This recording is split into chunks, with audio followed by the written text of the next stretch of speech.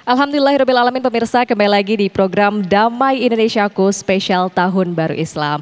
Masya Allah, tentunya senang sekali kita bisa berkumpul pada momen Tahun Baru ini, bersilaturahim sekaligus mendengarkan tauziah dari guru-guru kita mengenai tema hijrah dan juga bagaimana supaya kita bisa menjadi pribadi dan juga hamba yang lebih baik lagi di tahun ini. Nah, untuk itu pada segmen 2 ini pemirsa kita akan mendengarkan tauziah dari Ustadz Azhari Nasution mengenai subtema aplikasi nilai-nilai hijrah dalam kehidupan saat ini. Silahkan Ustadz. Guru-guru kita Kiai Syarif Madnaji, Habib Ahmad Al-Kaf, Kiai Khalil Nafis, mudah-mudahan diberikan sehat walafiat. Bapak-bapak, ibu-ibu, assalamualaikum warahmatullahi wabarakatuh.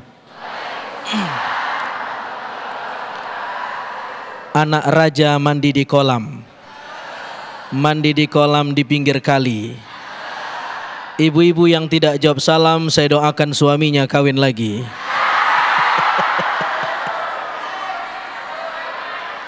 Alhamdulillahirrabbilalamin. Allahumma salli ala sayyidina Muhammad wa ala ali sayyidina Muhammad. Bapak-bapak, ibu-ibu yang dimuliakan Allah, tema kita hari ini dahsyat sekali, menapak tilasi di balik perjalanan hijrah Nabi Sallallahu Alaihi Wasallam.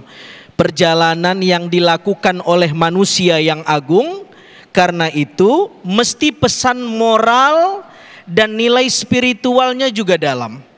Pertanyaannya, apa pelajaran yang kita bisa petik di balik hijrah Nabi Sallallahu Alaihi Wasallam? Singkat saja, satu, ketika Nabi Sallallahu Alaihi Wasallam hijrah, bisa tidak Nabi kemudian berdoa kepada Allah, ya Allah, kirim burukmu, saya ingin sampai ke Yathrib Madinah dalam waktu yang singkat saja. Kira-kira dikabulkan Allah nggak doa Nabi?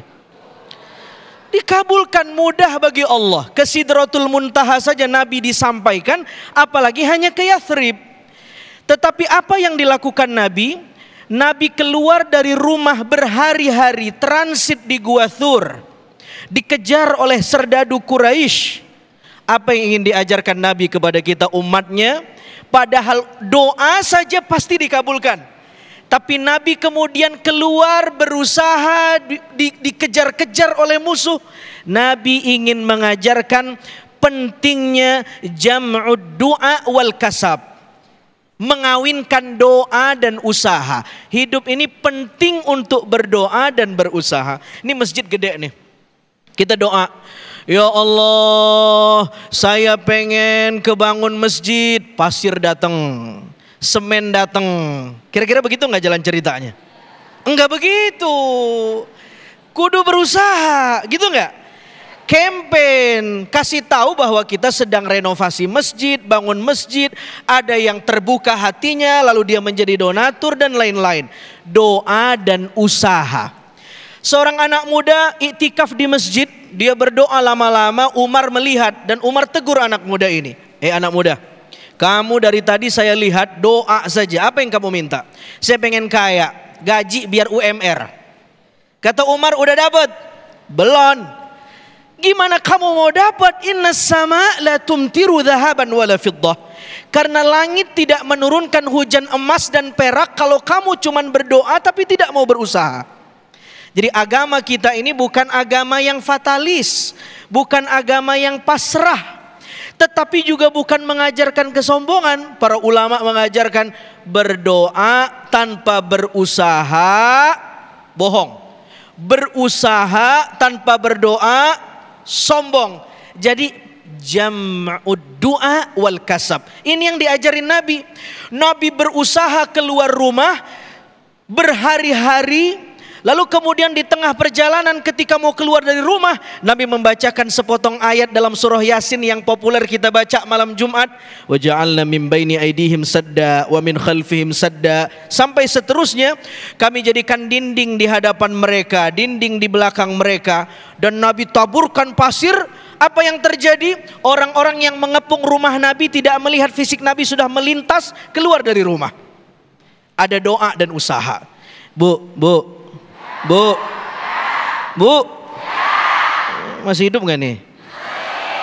Nih ibu pulang nih ke rumah, ya, ketemu polisi di jalan, baca ini ayat. Wa ja'alna min baini aydihim sadda wa min khalfihim sadda. Insyaallah kena tilang. Karena polisinya juga baca Yasin malam Jumat ya. Yang kedua, apa pesan moral dari peristiwa hijrah Nabi Shallallahu Alaihi Wasallam? Nabi, coba kita lihat siapa saja yang berperan untuk suksesnya hijrah Nabi. Satu, ada Abu Bakar. Beliaulah sponsor utama perjalanan Nabi, menyumbang 2 kendaraan onta untuk menjadi transportasi Nabi ke Yathrib. Ada Abdullah bin Abu Bakar, anaknya Abu Bakar, tugasnya menjadi informan. Nabi transit di Gua Thur. Abdullah bin Abu Bakar datang ke Gua Thur malam-malam ngasih tahu, ya Rasulullah, jangan keluar dulu dari Gua Thur. Ini engkau dan ayah saya masih dicari-cari sama menjadi buronan serdadu kafir Quraisy. Jangan dulu keluar. Itu tugasnya Abdullah bin Abu Bakar. Yang ketiga, ada Asma binti Abu Bakar, penyuplai logistik. Bawa makanan, sore-sore pergi ke Gua Thur, datang kasih ke Nabi. Siapa lagi? Amir bin Fuhairah, budaknya Abu Bakar. Apa tugasnya? Abdullah dan Asma pergi ke Gua Thur. Jejak kakinya ada di kaki Jabal Thur. Kalau tidak dibersihkan alat buktinya, bisa ketahuan Nabi ada di atas. Apa tugas Amir bin Fuhairah? Menghilangkan bukti. Dia sambil mengembalakan kambing milik Abu Bakar dan sambil menghapus-hapus jejak kaki Abdullah dan Asma. Dan sore harinya dia memerah susu kambing itu dan dia antar ke Nabi SAW. Hebat gak kira-kira strateginya? Apa pelajaran yang kita bisa ambil? Ahamiyatul istiratijiyah, pentingnya strategi. Dakwah ini butuh strategi. Niat baik saja tanpa strategi yang baik tidak cukup. Sehingga para ulama mengajarkan at-tariqah aham minal maddah. Kadang-kadang cara itu lebih baik daripada isi. Ibu pengen bangunin suami, bagus nggak? Niatnya cakep nggak? Caranya kurang cakep. Bangun bang, udah subuh. Udah bangkotan subuh masih dibangunin. Suami bangun nggak kira-kira? Bukan cuman suami yang bangun, piring di dapur bangun. Niatnya baik, caranya nggak baik, gitu nggak? Coba bangun tuh pelan-pelan. Assalamualaikum ayang beb. Dipijit dahinya, capek ya. Bangun yuk sholat. Nggak bangun juga. Assalamualaikum. Suami sendiri. Nggak bangun juga. Assalamualaikum ya ahlal kubur. Bangun, bangun. Ini perjalanan hijrah Nabi SAW. Perlu strategi yang baik. Ya. Nabi, kalau kita lihat dakwah Nabi, kata-kata jihad tidak selalu dimaknai secara ofensif. Nabi menyerang, tidak. Kadang-kadang dakwah Nabi diplomatik. Dakwah Nabi korespondensi, berkirim surat kepada Raja Heraklius, kepada raja yang lain.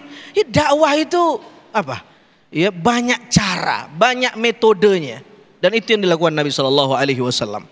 Yang ketiga, apa pelajaran di balik hijrah Nabi SAW? Coba lihat, ya, Nabi tidak berangkat sendirian, meskipun Nabi mampu diberangkatkan Allah ke Yathrib tanpa Abu Bakar, tanpa Abdullah bin Abu Bakar, tanpa Asma binti Abu Bakar, tanpa Amir bin Fuhairah. Nabi bisa nggak kira-kira? Mudah bagi Allah. Apa yang ingin diajarkan Nabi? Betapapun Nabi hebat kita akui, tapi Nabi ingin ajarkan di balik peristiwa ini pentingnya super tim, kerja kolektif, kolaborasi. Betapapun kita hebat, kalau tanpa kolaborasi, Masya Allah, ini banyak ini jamaah yang hadir. Kenapa? Ada kolaborasi. Ada pihak TV One, ada pihak DKM, ada ibu-ibu majelis taklim, ada narasumber hadir, tapi nggak ada jamaahnya, nggak jadi itu acara. Jamaah datang, narasumber nggak datang, nggak bisa. Perlu ada kolaborasi. Itu yang kata Nabi Shallallahu Alaihi Wasallam, al jamaah rahmah, wal furqah azab. Bersama-sama itu rahmat, tapi berpecah belah, ya, itu azab. Terakhir, di balik peristiwa Nabi ada satu sosok yang jarang dibahas orang, namanya Abdullah Uraikid. Jadi ketika Nabi keluar dari rumah, Nabi lewat jalur selatan. Yang menjadi tour guide-nya adalah Abdullah bin Uraikid, orang non muslim. Dialah yang menyampaikan Nabi ke Yathrib. Andai tidak ada orang non-muslim ini, Nabi tidak sampai. Apa pelajarannya? Dengan hijrah, Nabi ingin mengajarkan tentang toleransi dan inklusif. Menghargai orang lain.